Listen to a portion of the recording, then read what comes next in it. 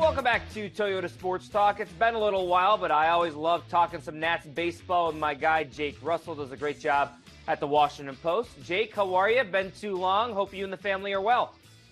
Yeah, it's been way too long. I miss talking to you, man. Where have you been? I know. I've been at the beach. Can't you tell? Exactly, man. I'm jealous. Anyway, the Nationals, they're playing pretty well, right? They're right there in the mix for that third wild card spot in the National League. Got through the Colorado Rockies. Now they're starting a series with the San Diego Padres. Here we are on Tuesday night, and you know what? The season's not lost. They're in the mix. So what do you think kind of overall here for the Washington Nationals?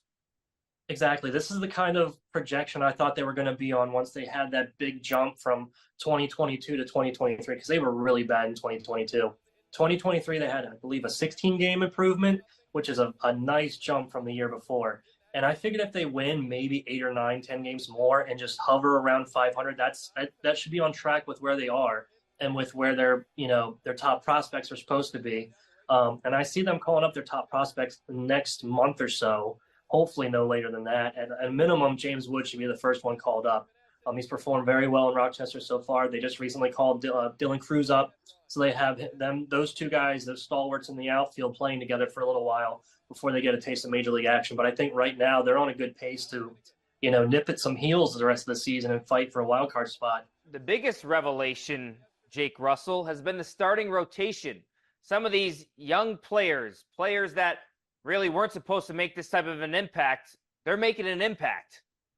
Yeah, exactly. Their rotation has been the backbone of this team, and that's got to be, putting a smile on Mike Rizzo's face, because his whole MO of building a team is building with a strong starting staff. And the way the staff has performed this year has been above and beyond my expectations.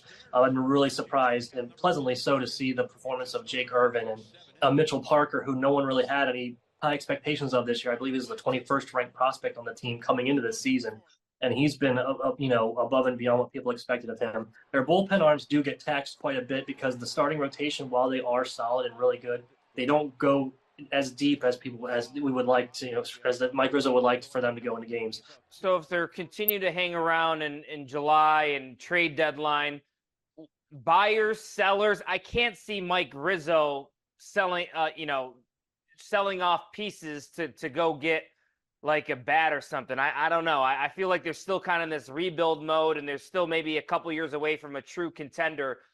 I can't see Rizzo parting ways with some of the talent they have on in the minors. Yeah, I agree. That kind of, getting rid of some of your young talent kind of defeats the purpose of what this whole process is about. Excuse me. And I think for what they're doing, it wouldn't make that much sense to give up anybody, really. I think it would make a lot more sense to me to sell off the pieces that you planned on doing when you sign these guys like the Nick Senzels and the Jesse Winkers and the Eddie Rosarios, those types of guys, and then flip them to a contender at the deadline. Those are the types of guys I primarily see, leaving. But if they can get good prospects back and just keep adding to their stash that they have in the minor leagues and the young talent on their current MLB roster, if you can get rid of a Harvey and a Finnegan, or maybe even a Trevor Williams if he's healthy in time, we're not sure about that yet. If you can get rid of guys like that and get really strong, solid prospects back, if you keep adding those pieces like you did last year with the Jeimer Candelario trade, and they got Kevin Made and DJ Hurd, if you can just keep doing that, I think that will just further strengthen the depth of their minor league system. So that DJ Hurd came over from the Candelario trade? Mm-hmm. Yeah. That kid's unbelievable.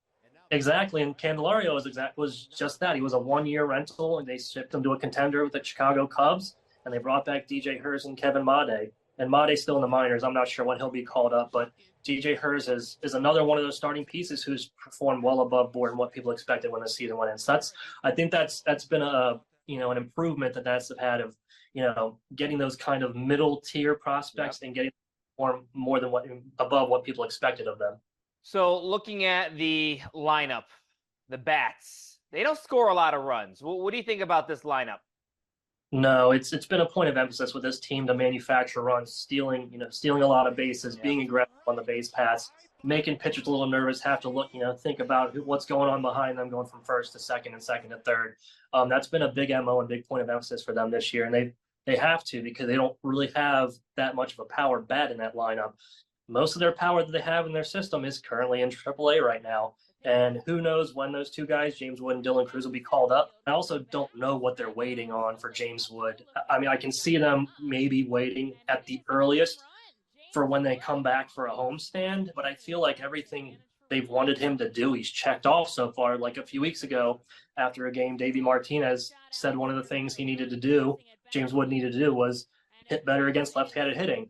And then he just kept knocking left-handed hitters for home runs the next few nights. So I'm like, okay, what else does he need to do? Yeah. Like that's one thing he checked off, and he's batting about 350 as of Sunday night.